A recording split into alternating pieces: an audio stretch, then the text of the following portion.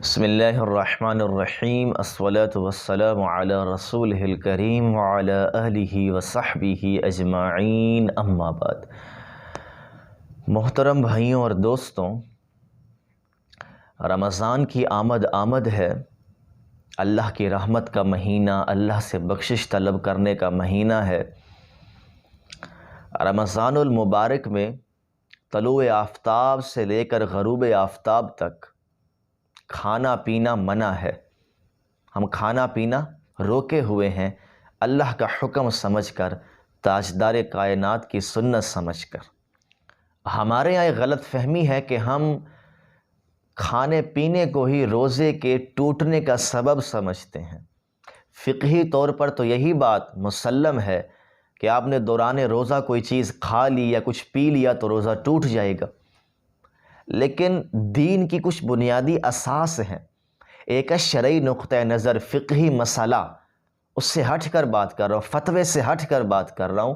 ہم نے ان چیزوں پر کبھی غور نہیں کیا، حالانکہ محبت لاجواب ہوتی ہے، وہ دلائل سے نہیں چلتی، جذبات سے چلتی ہے، اور ہم نے دین کو دلائل کی نظر کیا ہوا ہے۔ وہاں محبت کے جذبات ہم استعمال نہیں کرتے، وہاں عقل کو استعمال کرنا چاہیے، اس سے ہمیں راستہ ملتا ہے۔ لیکن کچھ محبت کی بات ہو، ذوق کی بات ہو، حسن کی بات ہو، اللہ کو حاصل کرنے کی تڑپ ہو، تو میں عرض یہ کر رہا ہوں کہ صرف کھانا کھانے سے ہی روزہ ٹوٹتا ہے، صرف پانی پی لینے سے ہی روزہ ٹوٹتا ہے؟ کیا جھوٹ بولنے سے روزہ نہیں ٹوٹتا؟ کیا غیبت سننے سے یا کرنے سے روزہ نہیں ٹوٹتا؟ میں فقہی طور پہ بات نہیں کر رہا، ایک اور اینگل سے بات کر رہا ہوں۔ اس سے روزے پہ کوئی اثر نہیں پڑتا۔ آپ روزے سے ہیں، آپ نے بد نظری کر لی تو آپ کیا سمجھتے ہیں روزے کا الگ ثواب ہے، بد نظری کا الگ گناہ ہے؟ یہ ہمارے اب چیزیں بتائی جاتی ہیں۔ ایک بندے نے روزہ رکھا، نماز وہ پڑھتا ہی نہیں ہے، تو بھائی روزہ صرف یہی ہے کہ آپ بھوکے رہیں؟ وہ اللہ بھوکا کیوں رکھ رہا ہے؟ وہ تو ایک مشق ہے، اللہ کی مان کر چلنا ہے کہ جائز خوراک بھی اللہ نے روک دی ہے، تو اللہ کیا کروا رہا ہے؟ آزمائش کہ نفس کے خلاف کرنا سیکھو، مرضی کے خلاف چلنا سیکھو، لیکن ہمارا ذہن بنا دیا گیا۔ وہ علماء نے فقہی طور پر بات کی، لیکن اس کا نقصان بھی ہے کہ لوگ آزادانہ نماز چھوڑ دیتے ہیں کہ روزہ اپنی جگہ، نماز اپنی جگہ، جھوٹ اپنی جگہ، روزہ اپنی جگہ، حالانکہ وہ یہ نہیں دیکھتے کہ روزے کی پوری جو بنیاد ہے، اس کا جو مقصد ہے، وہ فوت ہو جاتا ہے۔ کہ اللہ ہمیں پورے بدن میں دیکھنا چاہتا ہے۔ عبد، جو عبدیت کا فلسفہ ہے، وہ کیا ہے؟ غلام کی اپنی مرضی نہیں ہوتی، لیکن کھانے پینے کے لحاظ سے ہم اس چیز کو ملحوظ خاطر رکھیں، اور زبان اللہ کی بندگی میں استعمال نہ ہو، آنکھ اللہ کی بندگی میں استعمال نہ ہو، کان اس کی بندگی میں استعمال، یہ پورا وجود تاجدار کائنات کی سنت میں استعمال نہ ہو، تو اللہ کو میرے بھوکا رہنے سے کیا حاجت ہے؟ تو فقہی طور پر تو یہ بات مسلم ہے کہ آپ نے روزے کے دوران کچھ کھایا ہے، کچھ پیا ہے، روزہ ٹوٹ جائے گا۔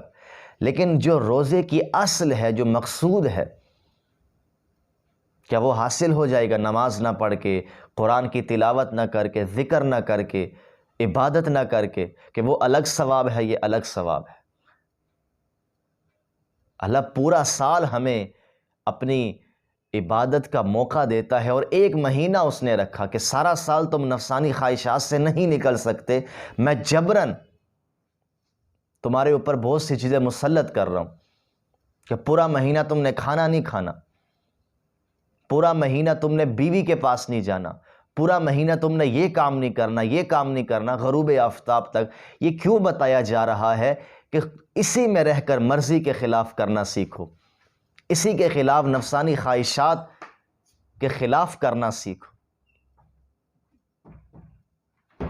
تو میری بات کا مقصود یہ ہے کہ ہم اس چیز کا بھی احساس رکھیں، یہ باتیں نہ کریں کہ جھوٹ کا اپنا گناہ ہے، روزے کا اپنا ثواب ہے۔ میں اس کو ریلیٹ نہیں کر رہا۔ اگر کوئی تراویح کی نماز نہیں پڑھتا، رمضان کا روزہ ہو گیا، لیکن بھائی رمضان میں قیام اللیل میں کھڑے ہونا، رات کا قیام کرنا، اس میں برائی کیا ہے؟ مشقت پر تو انعام ملتا ہے، تھوڑا کر لیں، زیادہ نہ کریں.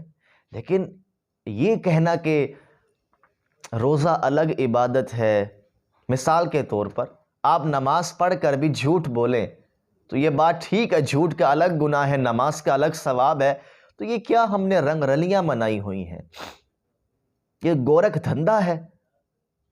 دیکھیں عبادات کا ایک مقصود ہے، ایک اثر ہے، برکات ہیں. جھوٹ بولنے سے وہ برکات اٹھ جاتی ہیں. رمضان کا آپ نے روزہ رکھا، آپ نے فقر اختیار کیا، اس کا روحانی فائدہ بھی ہے، جسمانی فائدہ بھی ہے، لیکن آپ نے نماز نہیں پڑھی تو جو برکات خالی پیٹ آپ کو حاصل ہوئی تھی وہ تو ہاتھ سے گئی. تبھی تو یکم شوال کو عید کی نماز پڑھ کے ظہر کی نماز میں مسجدیں خالی ہوتی ہیں، اسی وجہ سے خالی ہوتی ہیں کہ ہم ان چیزوں کو روزے کے ساتھ متعلق سمجھتے ہی نہیں ہیں. یہ علم کی غلطی ہے.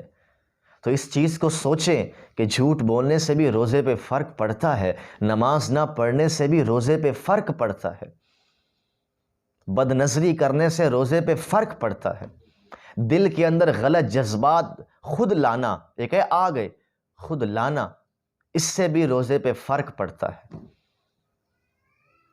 اللہ تعالی ہم سب کو روزے کی اہمیت، اس کی معرفت نصیب فرمائے اور پورے بدن میں عبدیت کے جذبات اللہ پیدا کرے. وما علینا الا البلاغ.